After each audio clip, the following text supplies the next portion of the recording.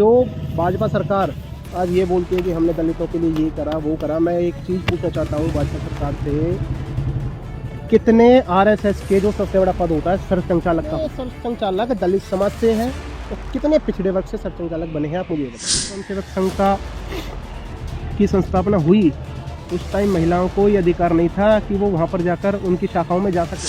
बिल्किस बानो के 11 बलात्कारियों को गुजरात सरकार रिहा करती है। उनका महिमा मंडन कैसे हुआ? मिठाई खिलाकर, उनका पैर छू करके। आप सबने 1925 के अंदर जब ये राष्ट्रीय स्वयंसेवक संघ बना, इसके पहले संचालक बने केशव बालीराम हेडगेवर जी, ब्राह्मण, महाराष्ट्र से। दूसरे सरसंघचालक बने गोलवलकर जी, माधव साहेब गोलवलकर जी। तीसरे सरसंघचालक बने मधुकर दत्तात्रेय देवरस जी, ब्राह्मण। चौथे बने राजेंद्र सिंह, सिर्फ एक राजपूत थे वो।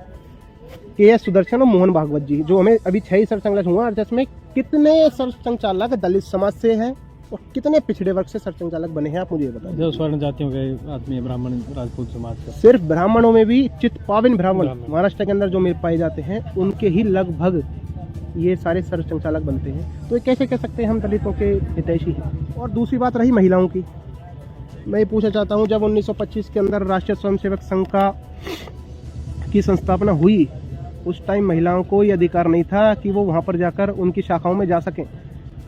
1936 के अंदर अलग से राष्ट्रीय सेविका समिति बनी, उसमें से भी स्वयं इन्होंने निकाल दिया, लक्ष्मीबाई केलकर जी की अध्यक्षता में।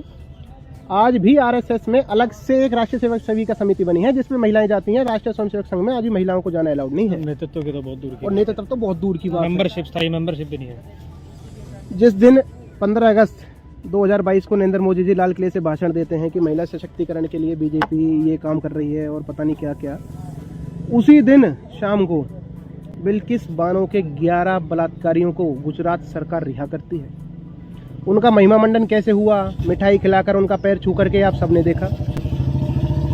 तो मुझे नहीं समझ आता कि एक तरफ किसी बलात्कारियों को रिहा कर दिया जाता है और दूसरी तरफ नरेंद्र मोदी जी, ये एक विरोधाभास ही है कि वो कहते हैं हम महिला सशक्तिकरण के लिए काम कर रहे हैं।